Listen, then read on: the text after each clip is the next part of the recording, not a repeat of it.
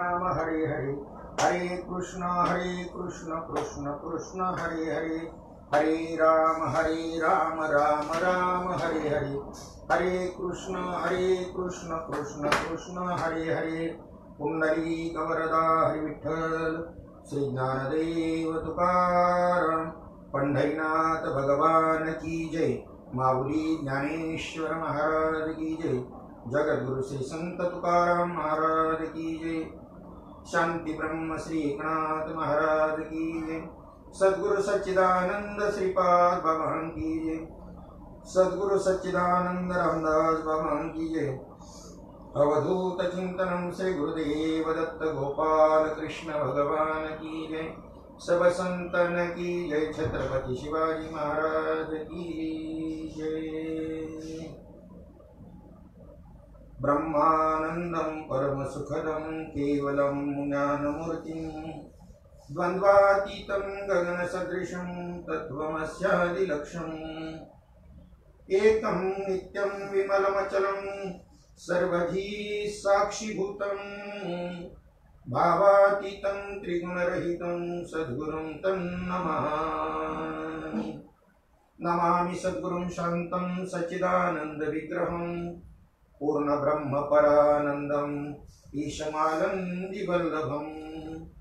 नमो सद्गुरु तुकया ज्ञान दीपा, नमो सद्गुरु सच्चिदानंद रूपा,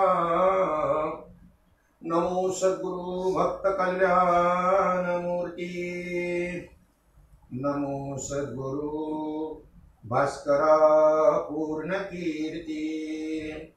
स्वयी भानुजो भानु आराधिला, तयाच्या कुळी दीपकू दिव्य दाहला, हरिभक्ती लागो नितारी समस्ता, नमस्कार त्या श्री संत एकनाथा, श्रीपादनाथं गुरुराजमह्यं, मुमुक्षूणां ज्ञानदानैक्यलक्ष्यम्, गोटीक्षेत्रे निवासनं तं नमामि वेदविद्यां वरिष्ठं, समचरण सरोजं सान्द्रनीलाम्बुदाभं, जगन्नीतपाणिं मण्डनं वन्दनानां, तरुणतुलसीमाला कन्धरं कञ्जनेत्रं, सदय धवलहासं विठ्ठलं चिंतयामि। मस्तकही पायावरी वारकरी संतांच्या, आता विश्वात्मके देवे, येणे वाग्यज्ञी तोषावे,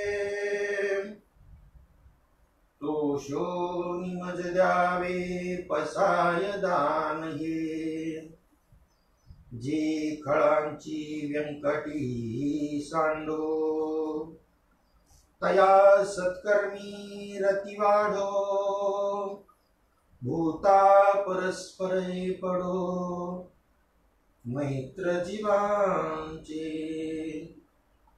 दुरितांचे तिमिर जावो, विश्वस्वधर्म सूर्ये पाहो, जो जे वांछील तो ते लाभो, प्राणी जात वर्षत सकळ मंगळी, ईश्वर निष्ठांची नांदियाळी, अनवरत भूमंडळी भेट तू तया भूता, चला कल्पतरूंचे आरव, चेतना चिंतामणीचे गाव, बोलते जे अर्णव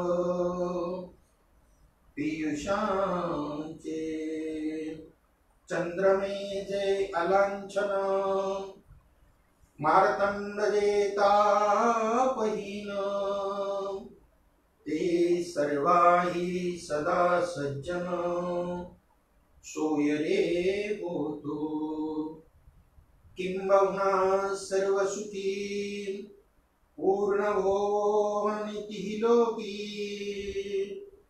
भजी जो आदिपुरुषी अखंडित आणि ग्रंथोपजीविये विशेषी लोकी दृष्टादृष्ट विजये ओवावेजी एथ मने श्री विश्वेश्वराव हा होईल दान पसावो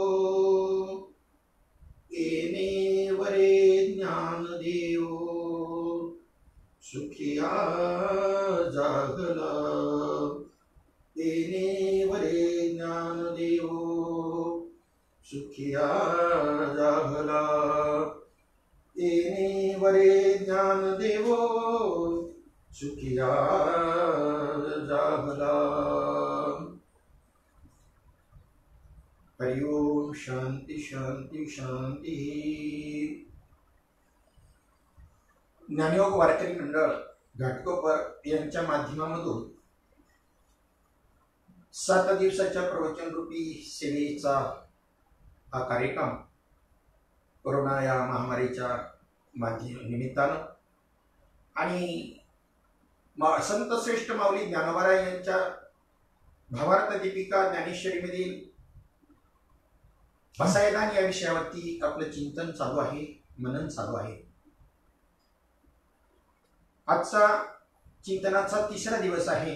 2 दिवसांमध्ये आपण त्या ठिकाणी आता विश्वात्मके देवे येणे वाद्यज्ञ तोषावे तोषोनी मद द्यावे पसायदानही या पहिल्याच पसायदानातल्या या पहिल्याच ओळीवरती आपण त्या ठिकाणी चिंतन केलेलं आहे। आणि आज आपण माऊली ज्ञानोबाला जे पसायदान मागतात त्या पसायदानातली जी दुसरी ओवी आहे, जे खळांची व्यंकटी सांडो तया सत्कर्मी रती वाढो भूता परस्परे पडो मैत्र जीवांचे, या ओळीवरती चिंतन करणार आहोत। माऊली ज्ञानोबा त्या ठिकाणी म्हणतात जी खळांची व्यंकटी सांडो, म्हणजे खळ मरो असं म्हणायचं नाही त्यांना, कारण त्यांच्यातला जो व्यंकटी म्हणजे वाकडेपणा, त्यांच्यातला जो वाकडेपणाचा दुर्गुण आहे तो जर त्या ठिकाणी नष्ट जर झाला तर मग काही चिंता नाही। बाधकता ज्या गोष्टीमध्ये आहे ती बाधकता फक्त इथे नष्ट करायची आहे। जर त्या ठिकाणी खळच नाश पावो असं जर म्हटलं गेलं तर शुद्ध चित्त वृत्तीवाली किती लोक आपल्याला मिळतील शंकाच आहे। आणि मग त्या प्रत्येकाचं जर या ठिकाणी निराकरण करायचं, त्यांना नष्ट करायचं जर म्हटलं तर भगवंताचा जो उद्देश या सृष्टी निर्मितीचा आहे, त्याला ज्या लीला करायच्या त्या संबंधाने त्यांनी हे निर्माण केलेलं आहे, त्याचा उद्देश सफल होणार नाही जर त्या ठिकाणीची बाधकता आहे तेवढीच फक्त बाजूला करायची आहे। आणि या ठिकाणी व्यंकटी म्हणजे तो वाकडेपणा, दुष्टपणा, तो त्यांच्यामधला एकदा निघून गेला, मग खाली त्या ठिकाणी शुद्ध चित्त असणारा आणि त्या शुद्ध चित्तामध्ये अधिष्ठान स्वरूप असणारा परमात्मा त्याचं त्या ठिकाणी त्याला लाभ होईल, आनंदमय स्थिती त्याला त्या ठिकाणी प्राप्त होईल। म्हणून खळ मरो असं न म्हणता माऊली ज्ञानोबा म्हणतात जी खळांची व्यंकटी सांडो। एक दृष्टांत आपल्या समोर ठेवतो। दृष्टांत असा आहे, गंगेमधून नावेमध्ये बसून पलीकडच्या तीराला जवळजवळ त्या नावेमध्ये 30-35 लोक बसलेले होते। एक साधू पुरुष त्यात बसलेला आहे, त्याचे एक पट्टशिष्य त्यांचा एक त्यांच्या बरोबर आहे। काही दुष्ट प्रवृत्तीची काही मुलं त्या ठिकाणी त्या साधूची टिंगलतावाळी करतायत, त्याच्या डोक्यावरती टपली मारणं, त्यांना वाकुल्या दाखवणं, त्यांना त्रास देणं अशी गोष्ट चालू आहे। त्यावेळेला त्यांचा तो पट्टशिष्य त्या श्रीगुरूंना म्हणतो, गुरुजी यांना कल्पना नाही तुम्ही हृदयसिद्धी संपन्न आहात, भगवंताशी तुमची किती जवळीक आहे। आता जर तुम्ही या ठिकाणी संकल्प केला तर या ठिकाणी ती नाव ही नाव बुडून टाकू शकता, एवढं सामर्थ्य तुमचं आहे। तरी ही मुलं एवढ्या वेळापासून तुमची टिंगलतावाडी करतात, तुम्ही ही नाव बुडवून टाका ना, तुमच्या वाणीमध्ये ते तप आहे. तेव्हा त्या श्री गुरुनं त्या शिष्याला सांगितलं, बाबा रे, हे बघ, ही नाव बुडवून टाकण्यापेक्षा मी भगवंताला अशी प्रार्थना करील की यांची दुष्टबुद्धीच त्या ठिकाणी बुडवून टाक. कारण ते अज्ञानामुळे काय करतायत त्यांचं त्यांना ते समजत नाही. ते अज्ञान जर निघून गेलं तर, जसं येशू ख्रिस्तांना दुष्टांनी त्यांच्या अंगामध्ये खिळे ठोकले, एवढंसही त्या ठिकाणी देहाशी तादात्म्य नसणारे येशू ख्रिस्त त्या ठिकाणी आणि त्यांना माफ करतात. क्षमा त्या ठिकाणी शोभून दिसते की सामर्थ्य असताना, शाप देण्याचं सामर्थ्य असतानाही क्षमा करणं, क्षमा हा साधूचा गुण आहे. क्षमा शस्त्र दया नराची हाती, काळ दया प्रति काय करी. या न्यायाप्रमाणे त्यांनी भगवंताला सांगितलं, येशूनी, हे परमात्मा, हे भगवंता, की या ठिकाणी ही दुष्ट मंडळी काय करतायत ही त्यांना त्यांच्या अज्ञानामुळे कळत नाही, त्यांना तू माफ कर. ती म्हणू शकत होती त्याला शिक्षा द्या म्हणून. त्याच पद्धतीने ह्या साधू पुरुषानं आपल्या शिष्याला सांगितलं.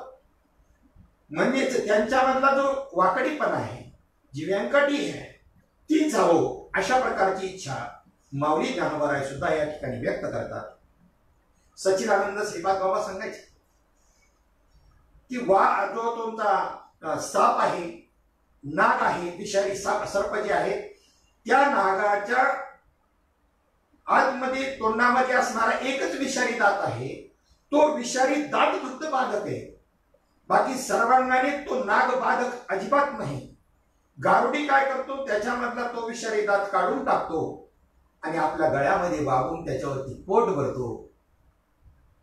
मग तेवढंच करायचंय. एखाद्या सुभाषितकारानं सांगितलेलं आहे की माशी जी आहे त्या माशीच्या मस्तकामध्ये विष असतं, विंचवाच्या नांगीमध्ये विष असतं, सर्पाच्या एका विषारी दात आहे त्याच्यामध्ये विष असतं, पण जो दुर्जन आहे ना, त्या दुर्जनाच्या सर्वांगामध्ये विष असतं. असं असताना सुद्धा माऊली ज्ञानोबराय म्हणतात, जी खळांची व्यंकटी सांडो. किती दुष्ट पुरुषांचं लक्षण जर पाहिलं, त्यांचा वाकडेपणाचा विचार जर केला तर किती वाकडे. श्रीपाद बाबांनी एक दृष्टांत सांगायचे. एका गावामध्ये सखाराम नावाचा माणूस होता. एकटा जीव सदाशिव, ग्रस्त आश्रमाने, आई वडील लहानपणामध्ये वारलेले, कोणी मुलगी दिली नाही, काय नाही, तसाच राहिलेला. पण गावामध्ये कोणाशी त्याचं कधी जमायचं नाही. गावात वाकडा, तालुक्यात वाकडा, जिल्ह्यात वाकडा, कायम वाकडाच. सरळ कधी कोणाशी बोलणं नाही. सरळ कोणी विचारलं कसं काय बरं चाललंय का, त्यांनी म्हणावं तुम्हाला काय वाटतं आमचं वाईट व्हावं का. म्हणजे चांगल्या भावनेने समोरचा माणूस विचारतो तरी याचं दुरुत्तरच असायचं. कायम वाकडा. गावामध्ये कोणाचीही त्याचं कधी पटलं नाही. एक वेळेचा प्रसंग असा की त्या ठिकाणी त्यांनी कंप्लेंट बी करून ठेवलेली होती. FIR दाखल केला होता गावाच्या विरुद्ध. हे सगळं गाव माझ्या विरोधामध्ये, मला यांच्यापासून धोका आहे, माझ्या जीवाला धोका आहे, तेव्हा या तक्रारीची नोंद घ्यावी. तक्रार केली. दुसऱ्याच दिवशी हा सखाराम आपल्या घरामध्ये दरवाजा लावून रात्रीच्या वेळेला झोपला असताना त्याला अटॅक आला. पण त्याची झोपायची स्टाईल अशी होती, काही काही माणसांच्या वेगवेगळ्या स्टाईल असतात, त्या स्टाईलमध्ये झोपल्याशिवाय त्यांना झोपच येत नाही.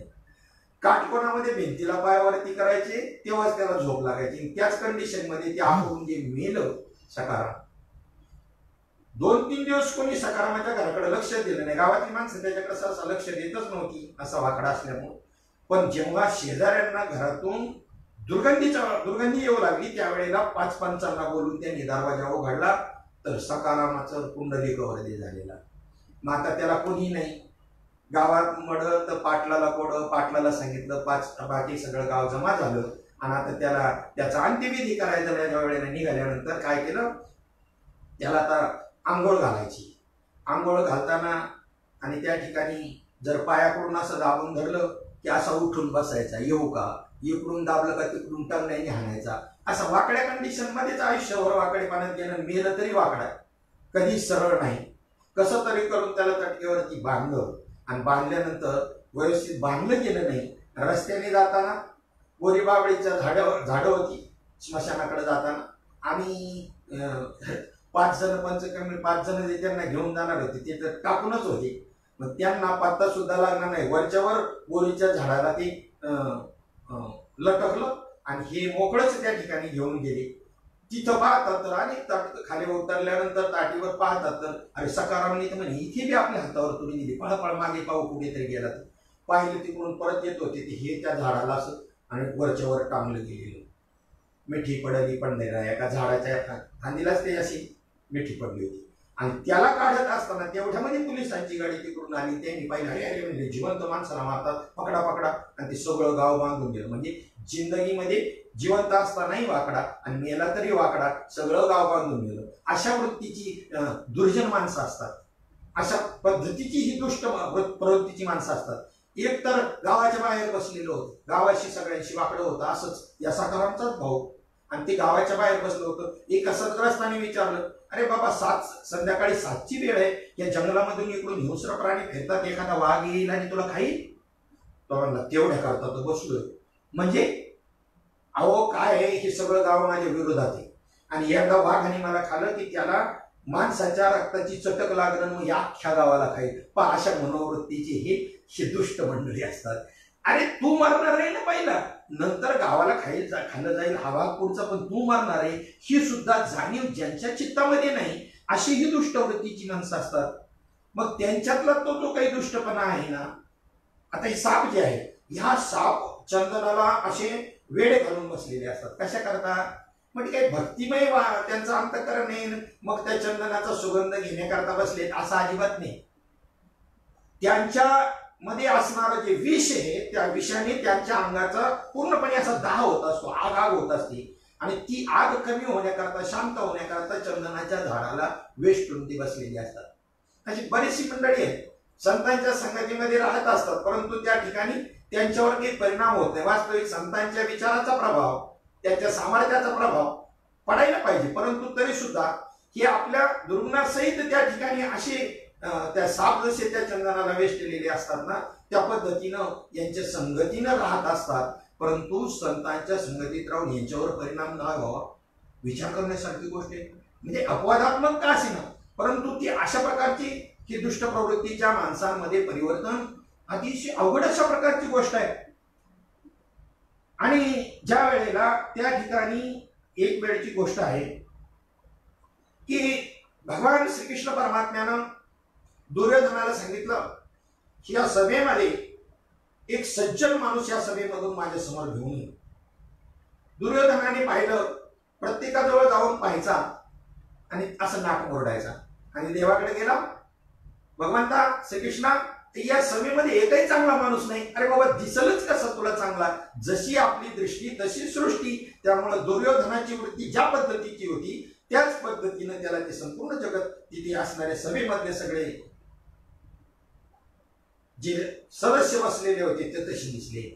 आणि थोड्याच वेळामध्ये श्रीकृष्ण परमात्म्यांनी लगेचच युधिष्ठिराला सांगितलं, धर्मराजाला सांगितलं, युधिष्ठिरा या सभेमधून एक चांगला माणूस घेऊन ये.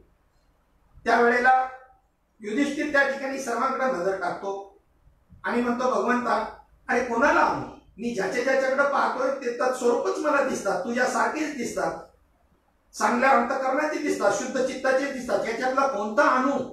कोणालाही आणलं तरी प्रत्येक जण चांगला आहे. म्हणजे ज्या समाजाकडे पाहून दुर्योधनाला त्या पद्धतीचे सगळे वाईट दिसले आणि त्याच समाजाकडे पाहून युधिष्ठिराला आणि मात्र सगळे देवा समान दिसले, श्रीकृष्ण भगवंता समान दिसले. हा परिणाम कशाचा आहे? हा परिणाम त्यांच्या वृत्तीचा आहे. जशी दृष्टी तशी सृष्टी. मग सृष्टी बदलण्याच्या भानगडीमध्ये पडायचंच नाही. सृष्टी ईश्वराने बनवलेली आहे, तंतोतंत बनवलेली आहे, विचारपूर्वक बनवलेली आहे. फक्त तुम्ही त्या ठिकाणी आपली दृष्टी बदला. एकाची काळजी आहे ना, एकाने शेजाऱ्याचं पाहिलं दुधाचा व्यवसाय करायचा म्हणून आणि यांनी जर्सी गाय आणली, हा गरीब होता, कर्ज वगैरे काढून आणलं, परंतु तिला लागतो हिरवा चारा आणि यांच्याकडे तर शेतीवाडीने काय नाही, त्याला हिरवा चारा देऊ शकत नाही. म्हणून एका टायमाला 25 लिटर दूध देणारी गाई 4 दिवसामध्ये 5 लिटरवरती आली. तेव्हा शेजारी ग्रस्ताला त्यांनी विचारलं की काय करायला पाहिजे. तो म्हणला काही नाही, तुम्हाला आयडिया सांगतो, तुमच्याकडे युक्ती सांगतो. तुमच्याकडे तर हिरवा चारा नाही ना, मग मोठी अशी गॉगल बनवा, चष्मा बनवा हिरव्या काचांचा आणि त्या गाईला घाला. आणि तो हिरवा गॉगल घातल्यानंतर तिला हिरवं दिसायला लागलं. सारमाड जरी टाकलं तरी हिरवगार दिसल्यावर ती दणदणून खायला लागली आणि सणसणीत खाऊन दणदणीत दूध द्यायला लागली. एवढा बदल झाला. म्हणजे तुम्ही हा प्रयोग करू नका. दृष्टांत हा सिद्धांत पटवण्याकरता असतो, नाही तर प्रत्येक जण हिरवं घालायच्या ऐवजी हिरवे गॉगलच घालील गाईंना. तसं नाही. हा दृष्टांत कशा करता असतो? सिद्धांत पटवण्याकरता असतो. जसं तुमची दृष्टीत बदल करा, तिच्या दृष्टीत बदल केला तसा तुमच्या दृष्टीमध्ये पाहण्याच्या दृष्टिकोनात जर बदल केला तर जननो हे अवघा जनार्दन, परमात्माच या जगताच्या रूपाने नटलेला आहे. भगवंतांनी सुद्धा अर्जुनाला सांगितले, अर्जुना यांचे नावं वेगवेगळे, यांचे आकार वेगवेगळे, यांचं रूप वेगवेगळं, वेश सीमाने यांचे कपडे वेगवेगळे, असे समजून तू जर अर्जुना भेद मानशील तर कोट्यावधी जन्म गेले तरी मत स्वरूपाला प्राप्त होणार नाहीस. म्हणजे नका पाहू गुणदोष, कोणाचीही गुणदोष पाहू नका. सर्व भगवत स्वरूप आहे असा दृष्टिकोन तुमचा त्या ठिकाणी असायला पाहिजे. पण दुर्जनांचा मात्र तशा प्रकारचा दृष्टिकोन नसतो. आणि म्हणून माऊली ज्ञानोबा म्हणतात, जे खळांची व्यंकटी सांडो. आता वास्तविकता अशी आहे की सर्वत्र परमात्मा आहे, त्याविना एवढी जागा रिकामी नाही. दृष्टीतला बदल हा अत्यंत महत्वाचा आहे. आत्मस्वरूपानं संपूर्ण जगत नटलेला आहे असं असताना सुद्धा आपल्याला तसं काय दिसत नाही, याची कारण मीमांसा आपण या ठिकाणी पाहिली. तो आपल्या वृत्तीचा दोष आहे. आणि इथे ती वृत्ती जी आहे सदोष वृत्ती, जो काही व्यंकटी आहे, जो काही वाकडीपणा आहे, जो दोष आहे, तो दोष काढायचा आहे. या दोषाला तमोगुण असं म्हटलेलं आहे. तो व्यंकटी कशामुळे आहे? वाकडेपणा तमोगुणामुळे आहे. तसं पाहिलं तर माऊली ज्ञानोबा म्हणतात, देख मनुष्य जात सकळ हे स्वभावता भजनशील झाले असे केवळ माझ्या ठाई. म्हणजे या ठिकाणी देवावरती श्रद्धा नाही अशा प्रकारचा माणूस व देवाचं भजन करत नाही असा माणूस एकही या ठिकाणी मिळणार नाही. माऊली ज्ञानोबा म्हणतात, देख मनुष्य जात सकळ मनुष्य जात हे स्वभावताच भजनशील, स्वभावातच भजनशील आहे. झाले असे केवळ माझ्या ठाई, माझ्या ठिकाणी ते झालेले आहे, तसे झालेले आहे. परंतु परिज्ञाने विन नासले आणि म्हणून बुद्धिभेदाशी आले, कल्पू नये ते कल्पू लागले अनेकत्व. अनेकत्व एक असताना, मी परमात्मा एक असताना, सर्व रूपाने नटलेला असताना अनेकत्व त्यांच्या ठिकाणी जे काही निर्माण झालं तर त्या ठिकाणी त्यांच्या ठिकाणी त्या गोष्टीचं ज्ञान नाही, अज्ञान आहे. तरी या विद्येच्या निदा विश्व स्वप्नाचा धंदा भोगीत होता प्रबुद्धा अनादिपणे जो, तो महावाक्याचे नावे गुरुकृपेचे निथावे, माथा हात ठेविला नव्हे थापटीला जैसा. मग ते अज्ञान एकदा गेला, विद्या एकदा त्या ठिकाणी गेली आणि मग काम त्या ठिकाणी झालं. जसा परमात्मा सर्वत्र आहे, परंतु ज्याच्या वृत्तीमध्ये रजोगुण तमोगुण आहे त्याला त्या ठिकाणी त्याचा प्रत्यय येणार नाही. ज्याची सात्विक शुद्ध सात्विक अशा प्रकारची वृत्ती आहे त्याला पदोपदी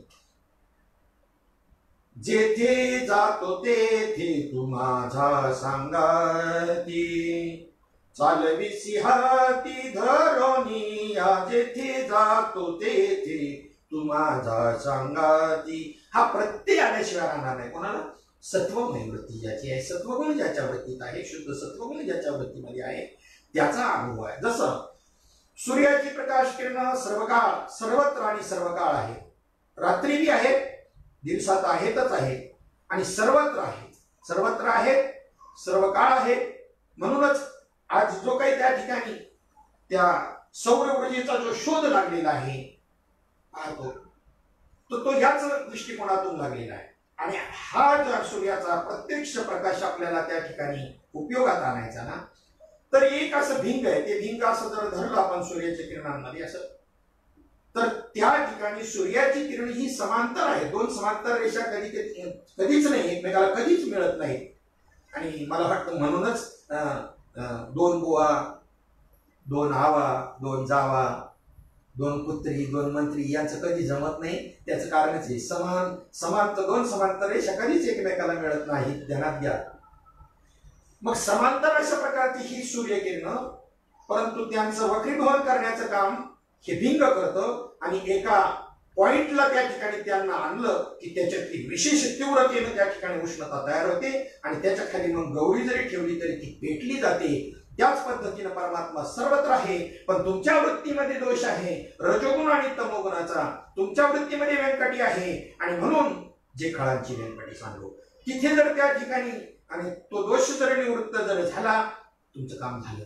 म्हणून 3 प्रकारची श्रद्धा 17व्या अध्यायामध्ये दुसऱ्याच्या श्लोकामध्ये त्या ठिकाणी मांडलेली. 17व्या अध्यायामध्ये दुसरा श्लोक आहे. श्री भगवान उवाच त्रिविधा भवती श्रद्धा देहिनां सा स्वभावजा सात्विकी राजसी चैव तामसी चेती तां शृणु. 3 प्रकारच्या श्रद्धा सात्विक राजस आणि तामस. मग नुसतीच श्रद्धा त्या ठिकाणी घेऊन त्या परमपदाला तुम्ही जर झुंबायला गेले, नुसती श्रद्धा म्हणजे सत्व सात्विक मनाची श्रद्धा सोडून इतर ही बी श्रद्धाच आहे ना. वास्तविक खरी श्रद्धा सात्विकच आहे. रजोतमोगुणी श्रद्धाच असू शकत नाही, परंतु सात्विक कळावी याच्याकरता रजोतमोगुणी मांडली. नुसदियाची श्रद्धा झोंबो पासी परमपदा तरी तैसे हे प्रबुद्धा सोपे नाही. नुसती श्रद्धा घेऊन त्या परमपदाला तू प्राप्त करायला निघाला झोंबू पाहतोस ना, तर एवढं ते सोपं नाही.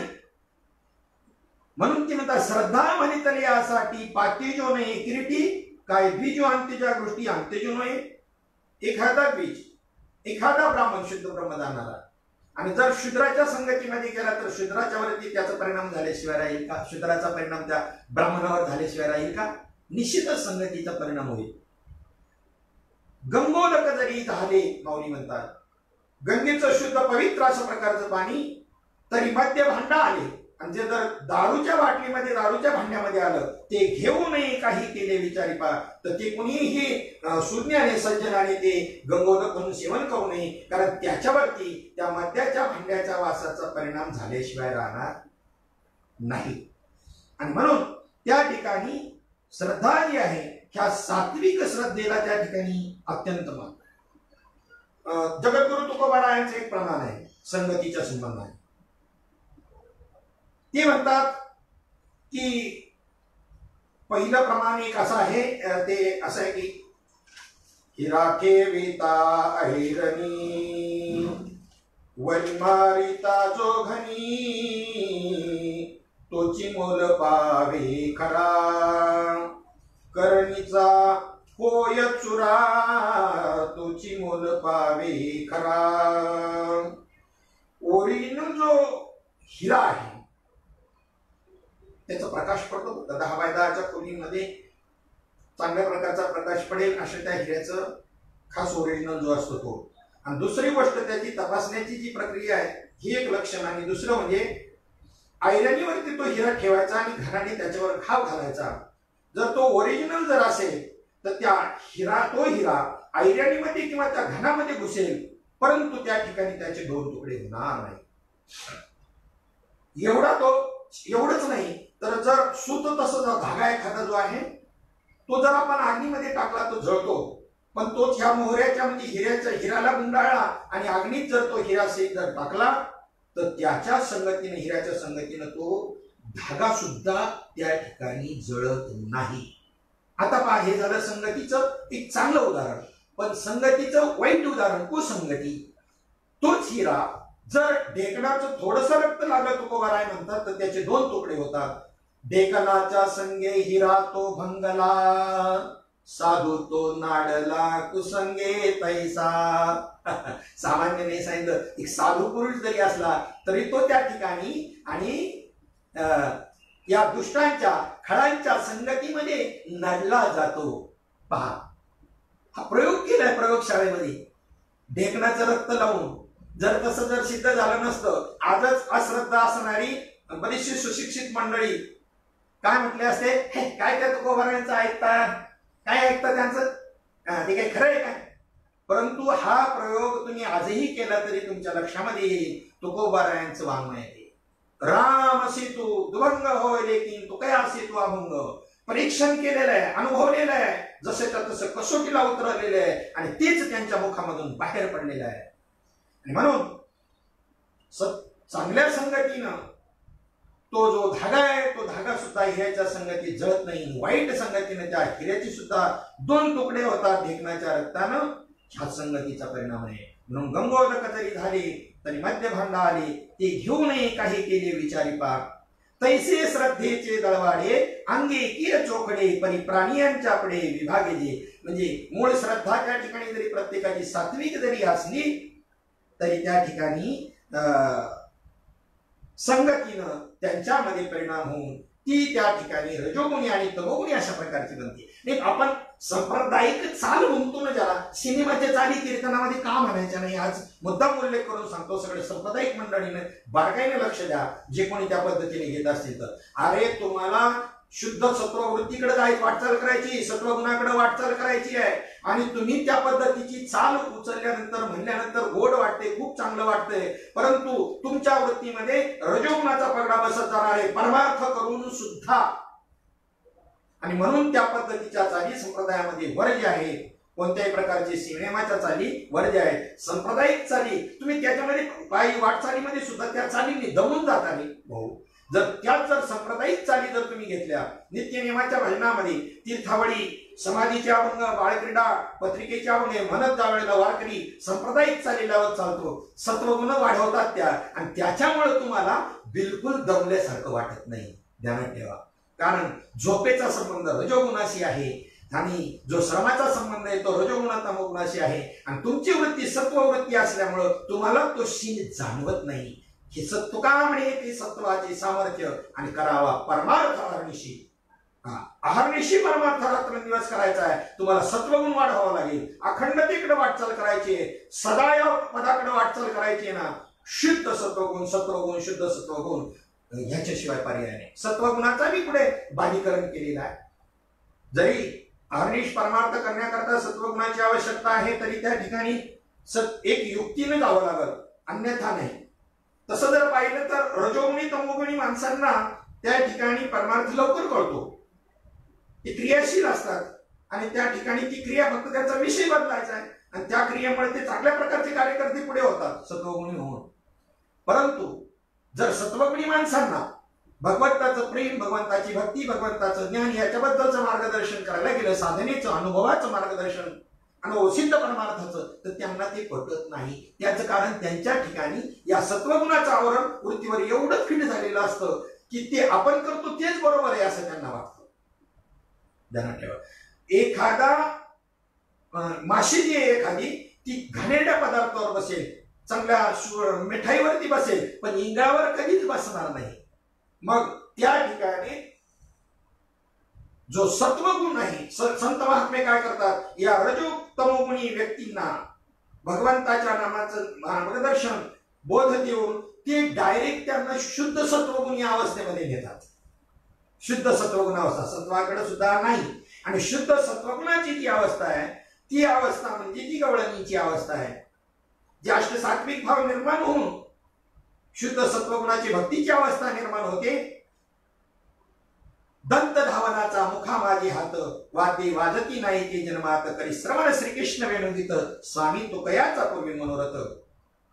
किंवा चिरे चोळिया त्या धुता विसरती, ऊर्ध्व लक्ष लागले कृष्ण मूर्ती, कोणा नाठवे हा कोण कुडयाती, झाल्या तटस्थ सकळा नेत्रपाती हो, ऐशा गोपिका त्या कामा तुरा नारी. ही अवस्था आहे, ही सत्वगुणाची अवस्था आहे. तटस्थ होणं ही तमोगुणाची अवस्था आहे. रजोगुणी त्या नामचिंतन करताना हसतो आणि रडतो, आणि सत्वगुणी जो आहे त्याच्या डोळ्यामधून कंठी प्रेम दाटे, नैनी निरलोटे, हृदयी प्रगटी रामरूप, किंवा रोमांच उभे राहतात, अशी स्थिर अवस्था सत्वगुणाची होती. मग आपण जर नामस्मरण करतो तर आतापर्यंत आयुष्यभर आपली रजोतमोगुणीची अवस्था, राहाडा करणारी अवस्था होत असेल तर अजून आपल्या नामाचं वळण या प्रकृतीला लागलेलं नाही, हे त्याचं उत्तर आहे. ध्यानात घ्या. अवस्थेनं तुमच्यामध्ये परिवर्तन झालं पाहिजे, सत्वगुणाकडे आता आलं पाहिजे. रजोतमोगुणाची अगोदर सुरुवातीला ठीक आहे प्रकृतीला वळण नसल्यामुळं, आणि एकदा तुम्हाला त्या ठिकाणी संत महात्मे तुम्हाला या रजोगुणा तमोगुणामधून डायरेक्ट शुद्ध सत्वगुणाची ही अवस्था त्या ठिकाणी प्राप्त करून देतात आणि शुद्ध सत्वगुणातून नंतर तुम्हाला प्रबोध देऊन सत्वगुणाकडे आणतात. आलं का लक्षात? म्हणजे रजो तमोगुण बाद करून सत्वगुणात आणत नाही.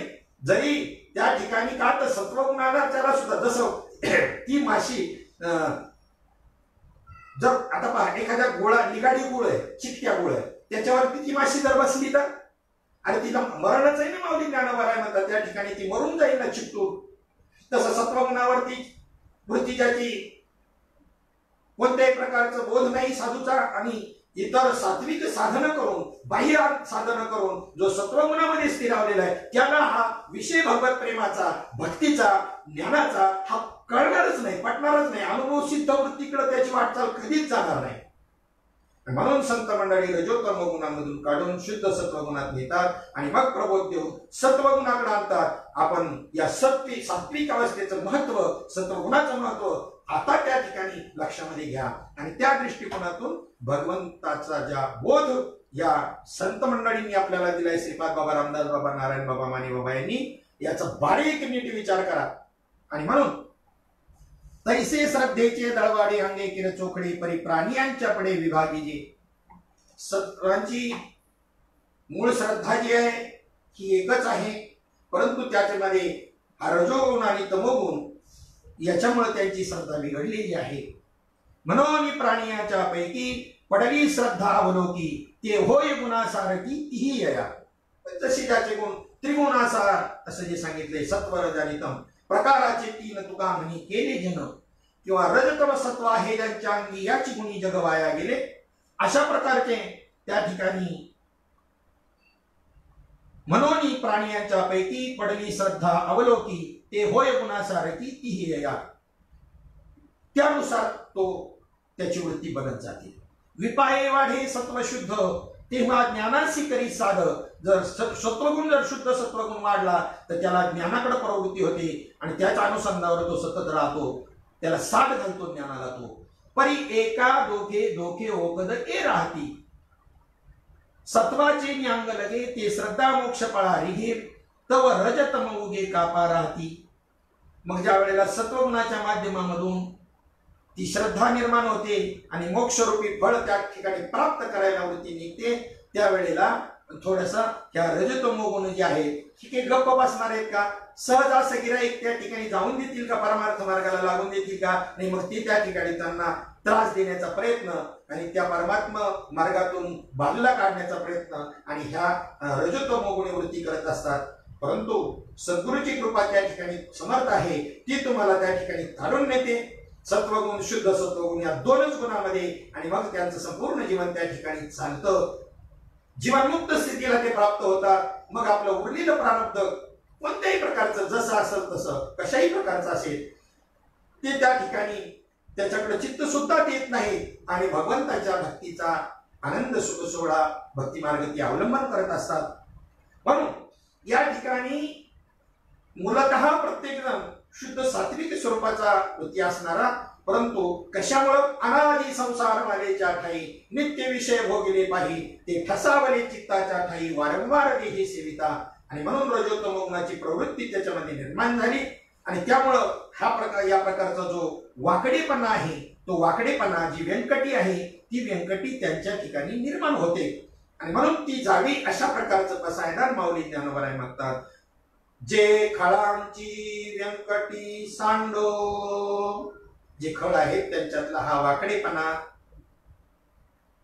सांडो म्हणजे त्या ठिकाणी त्यांच्यातून हा निघून जाओ, ही दुष्ट वृत्ती त्या ठिकाणी निघून जाओ. जगद्गुरु तुकोबाराय सुद्धा त्या ठिकाणी म्हणतात भगवंताकडे मागणी मागताना, दुर्बुद्धीती मना कदा नुपजो नारायणा, कदा नुपजो नारायणा.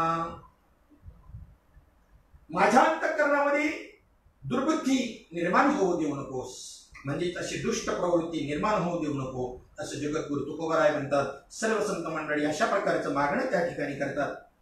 आणि म्हणून जे खळांची व्यंकटी सांडो, परंतु त्याच्या पुढे जाऊन पुन्हा माऊली ज्ञानोबाराय एवढं म्हटलं तरी चाललं असताना त्यांच्यातला दुष्टपणा नष्ट हो, वाकडेपणा नष्ट हो, पण तया सत्कर्मी रती वाढो असं माऊली ज्ञानोबराय का म्हणतात? तर त्या ठिकाणी जरी दुष्टपणा केला तरी त्या ठिकाणी सत्प्रवृत्ती होईलच असं नाही. अनेक असे सज्जन आहेत बरं का, अनेक सज्जन येत आहेत की त्यांच्या ठिकाणी दुष्टपणा, दुर्बुद्धी, दुर्वर्तन नाही, चांगलं आचरण करणारे आहेत, पण ते भक्ती मार्गामध्ये नाही आहेत. ध्यानात ठेवा. मग त्या ठिकाणी त्यांच्याकडून खरं तर सत्कर्म तेच आहे, भक्तीला लागणं. हरिवीन जन्म, नाही तर सज्जनपणा तरी काय कामाचा? हरिवीन जन्म नरकाची पै जाणा आणि यमाचा पाहुणा प्राणी होय. मग त्या ठिकाणी तया सत्कर्मी रती वाढो स्वतंत्र मागणी का केलेली आहे?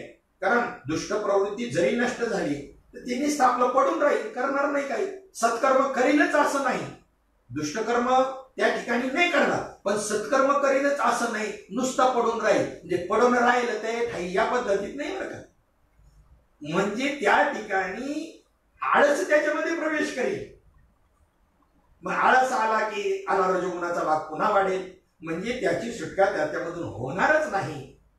पुनरपि जननम पुनरपि मरणम पुनरपि जननी जठरे शयनम इह संसारे खलु दुस्तारे कृपया पारे पाहि मुरारे भज गोविंदम भज गोविंदम भज गोविंदम मूढमती. म्हणजे पुन्हा पुन्हा पुन्हा पुन्हा त्याला मग त्याचं ते चालूच राहील. याकरता जे खळांची व्यंकटी सांडो असं म्हटल्यानंतर ही माऊली ज्ञानोबा म्हणतात तया सत्कर्मी रती वाढो. आता ही जी सद्बुद्धी आहे, ही जी सत्कर्मावरची बुद्धी आहे, ही सत्कर्मामध्ये त्याला तो रत हो, त्याच्याकडून त्याला ती वारंवार सत्कर्म त्याच्याकडून घडो. सद्बुद्धी पहा, थोडीशी जरी सद्बुद्धी तुमच्या चित्तामध्ये निर्माण जर झाली, माऊली ज्ञानोबा म्हणतात जैसी दीपकळिका धाकुटी. दिव्याची ज्योत कधी ज्योत मोठी आहे आणि कधी खूप छोटीशी एवढीशी. जैसी दीपकळिका धाकुटी परिते बहुती जाती प्रगटी. तैसी सद्बुद्धी ही ठेकुटी म्हणू नाही. छोटीशी ती ज्योत आहे, परंतु तिला छोटस समजू नका. जर त्या ठिकाणी एखाद्या गवताच्या पिंडीला जर लावली, ऑइल कॉर्पोरेशन जिथे आहे त्या ठिकाणी जर लावली, तर अख्ख्या जगाची राख करायला ती छोटीशी ठिंगी, छोटीशी ज्योत कारणीभूत ठरेल. किती पॉवर आहे तिच्यामध्ये. मग तशी थोडीशी जर सत्कर्माची बुद्धी, सद्बुद्धी जर आपल्या ठिकाणी निर्माण जर झाली, तर ती परमपदाला, तुम्हाला परमात्मा पदाला घेऊन गेल्याशिवाय राहणार नाही. म्हणून जैसी दीपकळिका धाकुटी ती म्हणू नये खेकुटी. जैसी दीपकळिका धाकुटी परिती बहुती जाती प्रगटी. तैसी सद्बुद्धी ही ठेकुटी म्हणू नये. थोडीशी तरी सद्बुद्धी आपल्यात निर्माण झाली तर तिला छोटी समजू नका. त्याचा प्रभाव सांगायचा एक दृष्टांत सांगतो. सच्चिदानंद ब्रह्मलीन रामदास बाबा बुधवारी हा दृष्टांत नेहमी सांगायची. जावई बापू, शहरातले जावई बापू खेड्यामध्ये गेले. मला वाटतं त्यावेळेला तर काही करोना असेल एखाद्या वेळेला, म्हणून आता खेड्याचं जीवन खरंच सुखमय होणार आहे. इथून पुढे काय काय भीषण परिस्थिती निर्माण झालेली आहे आणि होणार आहे पुढे असं दिसतंय. नोकऱ्यांच्या संबंधानं, नोकरदार वर्गांच्या संबंधानं अतिशय कठीण परिस्थिती, आणि जे सामान्य जीवन आहे, मूळ जीवन आहे, त्या जीवनाकडे वाटचाल भगवान परमात्म्याच्या इच्छेनेच चालू आहे. मी तुमच्या त्या करोनाच्या संबंधानं त्या ठिकाणी काही विरोधाभासात बोलते असं समजू नका. तुम्हाला जो परिणाम आहे तोच आम्हाला बी आहे, आपला सर्वांना आहे. मी तर भगवंताला प्रार्थना करेन लवकरात लवकर हे मिटावं, परंतु तरी 2021 पर्यंत त्याचा प्रभाव राहणार आहे असं सांगितलंय.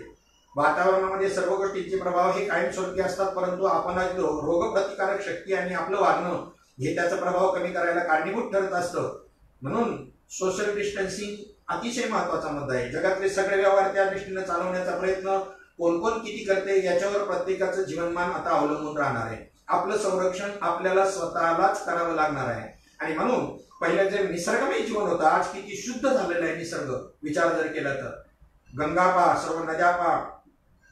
तुमचं युपी मधलं एक गाव सांगितलं, मला वाटतं सहारनपूर का काय, गावाचं नाव आता मला आठवत नाही, ओघामध्ये, या विषयाच्या ओघामध्ये. तिथून 100 किलोमीटर अंतरावर असणारी हिमालयाची शिखर आणि क्लिअर दिसायला लागली. गंगेच्या पाण्यामध्ये तळातल्या वस्तू दिसायला लागल्या. ऑटोमॅटिकच एक कोणाचा तरी संकल्प असेल, नाही सर्वांचाच आपला संकल्प असेल, आपण आपलाच संकल्प असेल की गंगा शुद्धी झाली पाहिजे. आम्ही करू शकत नाही, आमची तेवढी शक्ती नाही, भगवंतानेच हे सगळं शुद्ध करायचं ठरवलंय. मृत्यू अटळ आहे हो, मृत्यूला काय कोरोना आलाय की ज्याचं आयुष्य जेवढं ठरलंय त्याला तो निश्चित तो येऊन आपली इच्छा नसली तरी तो होणार आहे, येणार आहे. येऊ नये अशा आपण सगळी इच्छा व्यक्त करू. परंतु अरे पहिलं मरणाला मारून टाकूया ना, तो अभ्यास करूया ना. या करोनाच्या काळामध्ये संतांना शरण जा. जे संतांना शरण गेला आणि ज्यांनी तुकोबारायांच्या पद्धतीने आपले मरण पाहिली ना डोळा, तो झाला 16 अनुपम्य अशा स्थितीला प्राप्त झालेला आहे ना, ते मरणाला घाबरत नाही.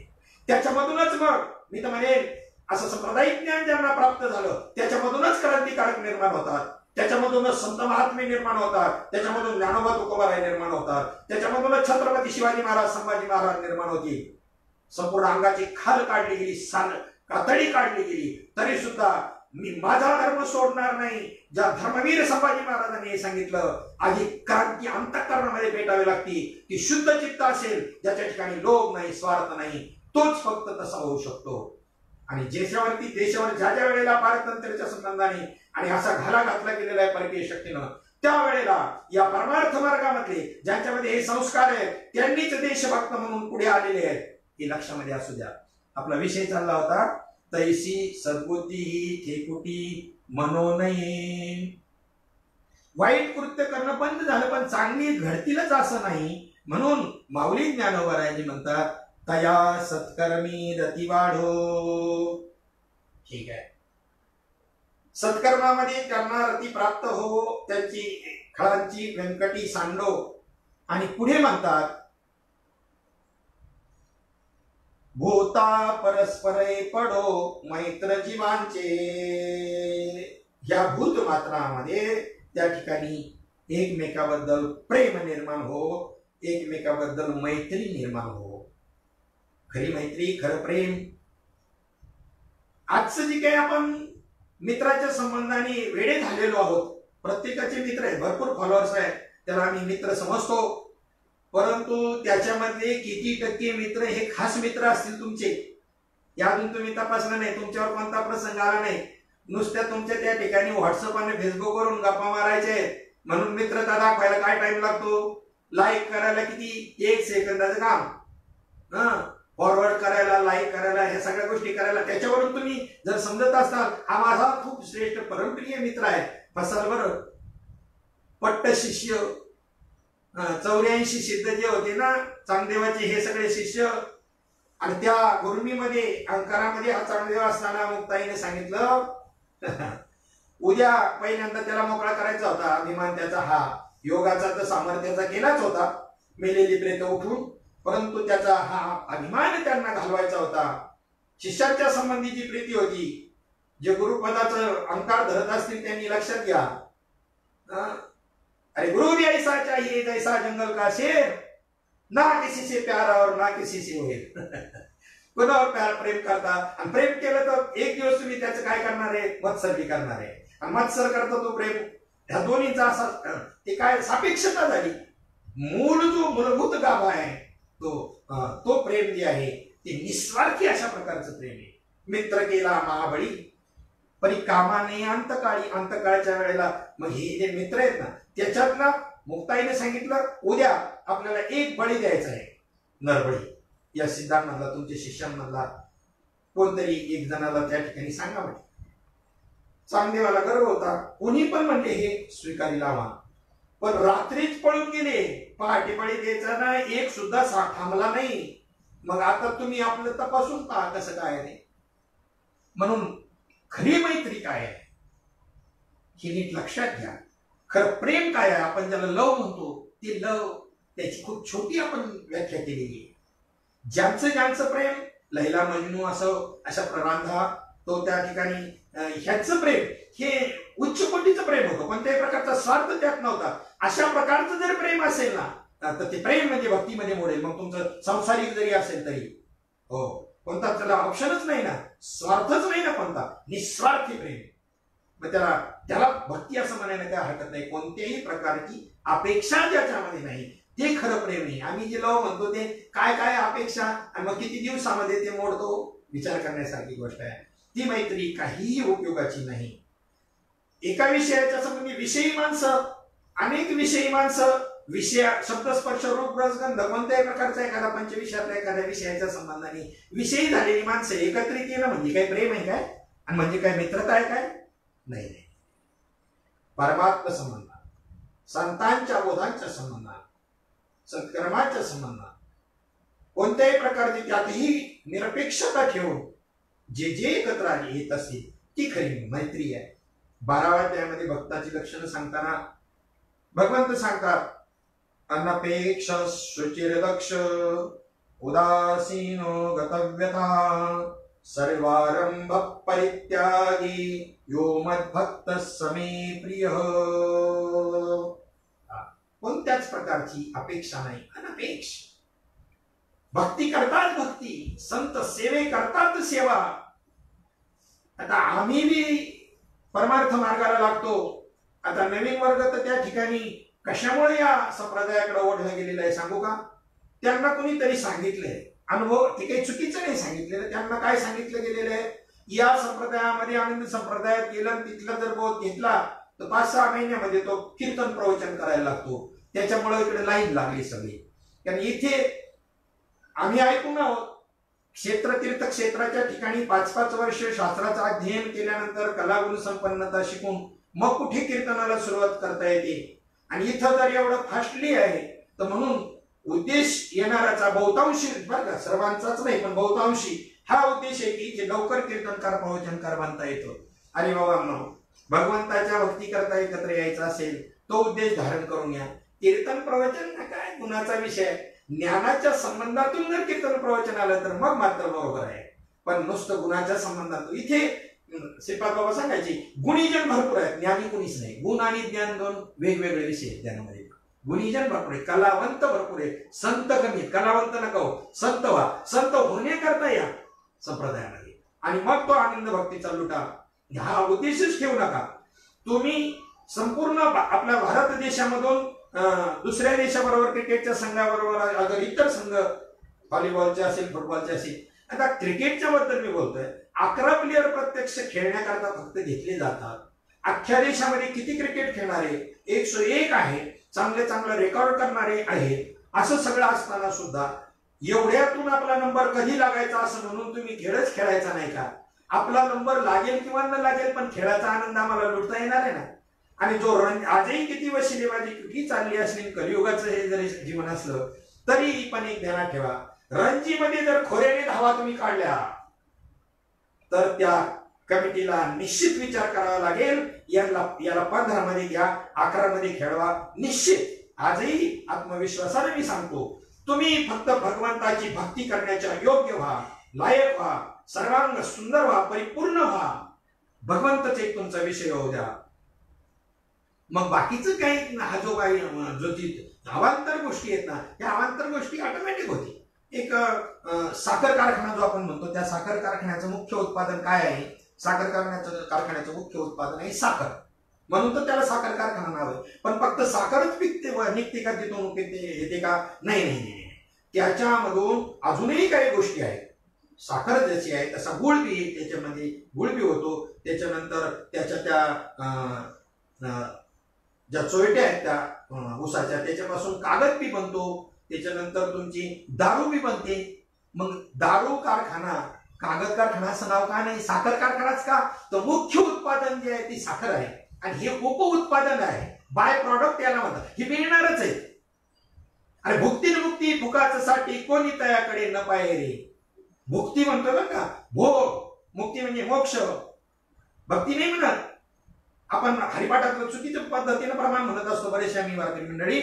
भुक्ती मुक्तीचारी घरी त्याच्या असं प्रमाण आहे. आपण म्हणतो भक्ती मुक्तीचारी. अरे नाही नाही, भक्ती तर होणारच आहे, भक्तीच तर मुख्य आपल्याला करायची. पण भक्ती करणाऱ्याला भुक्ती आणि मुक्ती ही उप उत्पादन बाय प्रॉडक्ट मिळणार, भोग आणि मोक्ष, असं त्याचा अर्थ आहे. नारायण हरी नारायण हरी, भुक्ती मुक्तीचारी घरी त्याच्या. आणि म्हणून या ठिकाणी त्याच्याकडे नाही लक्ष द्यायचं. आपल्याला भगवंताची भक्ती पाहिजे आणि त्या दृष्टिकोनातून आपण त्या ठिकाणी विचार केला पाहिजे की ती भक्ती ज्याच्या ज्याच्या अंतःकरणामध्ये उदित होईल आणि असंत समुदाय, अशांशी मैत्री, ही अत्यंत, त्याला खरा सत्संग म्हणतात. हा सत्संग अनिवार्य राहील. तुम्हाला आत्मसाक्षात्कार होऊ द्या, तुम्ही संतत्वाच्या पूर्ण पदाला, ईश्वरत्वाच्या पूर्ण पदाला गेले तरी संत आणि हा ईश्वर हे सुद्धा संगती करतात, या सत्संगतीची इच्छा अपेक्षित करतात. शेवटपर्यंत हा, याला ऑप्शन नाही, शेवटपर्यंत सत्संग हा दुर्लभता आहे, पण सत्संग हा शेवटपर्यंत अनिवार्य राहील. ध्यानात ठेवा. देव वसे चित्ती त्यांची घडावी संगती, त्यांची घडावी संगती. तुकाराम हे चिने भले संत संगष्टनी, जन्म जन्मांतरापर्यंत त्या ठिकाणी त्यांची संगती प्राप्त व्हावी अशा प्रकारची इच्छा करतात. प्रत्येक त्या ठिकाणी साधू पुरुष, साधक, मुमुक्षु आणि भगवान परमात्मा तर ज्या सुखा कारणे देव वेडावला, हरिहा वेडावला, वैकुंठ सोडोनी संत सदनी राहिला, वैकुंठ सोडोनी संत सदनी राहिला. धन्य धन्य संत सदन, धन्य धन्य संत सदन, जेथे लक्ष्मी सहित शोभे नारायण, ज्या सुखा कारणे देव वेडावला, वैकुंठ सोडोनी संत सदनी राहिला. नावडे वैकुंठ शेषाचे सदन, शेषाचे सदन, वैष्णव सदन, वैष्णव सदन आवडले. काय आहे त्या वैष्णवांकडं? का त्यांच्याशी मैत्रीचा संबंध स्थापित करण्याकरता स्वतः भगवान परमात्मा सुद्धा इच्छा करतात? सांगा. वैष्णवा घरी सर्व काळ सदा झणझणीती टाळ. सांगा. भगवंताचं, संतांचं सतत वर्णन, आणि त्यामुळं त्यांच्याशी भगवान स्वतः त्या ठिकाणी काय करतात? मैत्री करतात. तसं आपण सुद्धा त्या अशा सज्जनांच्या संबंधानं इच्छा माऊली ज्ञानोबा व्यक्त करतात आणि विश्वात्मक असणाऱ्या भगवंताकडं निवृत्ती, श्री गुरु निवृत्तीनाथांना म्हणतात, जे खळांची व्यंकटी सांडो, तया सत्कर्मी रती वाढो, भूता परस्परै पडो, मैत्र जीवांचे. जे अशी खळ असतील ना, दुष्ट असतील, त्यांची ती वाकडेपणा निघून जावो, सत्कर्म करण्याची वृत्ती त्यांच्यामध्ये निर्माण हो, आणि भूता परस्परै पडो. भूत हा शब्द या ठिकाणी भूतवाचक नाही वापरलेला. भूत म्हणजे ही भूताटकी या अर्थाने वापरलेला नाही. ज्ञानेश्वरीमध्ये, संतवाङ्मयामध्ये भूत हा शब्द प्राणीमात्र यांना उद्देशून वापरलेला आहे. तैसे भूतजात माझ्या ठाई, कल्पिजे तरी आवासे काही, निर्विकल्पी तरी नाही तेथ मीच मी आगवे.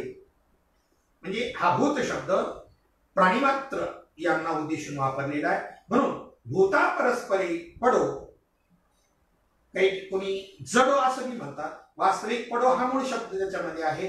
पडोचा अर्थ जडो या अर्थानेच आहे.